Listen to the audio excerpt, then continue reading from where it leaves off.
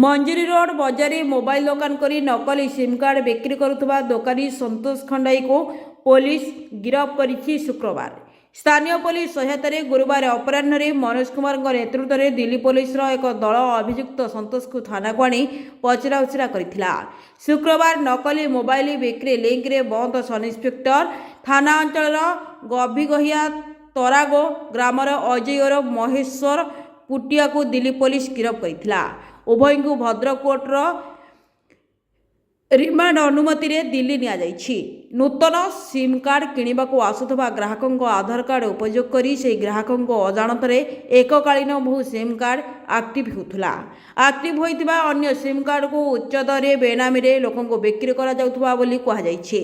एभली बिक्री होइतिबा बेनामी सिम कार्ड अपराधिक कार्य रे उपयुक्त होइतिला।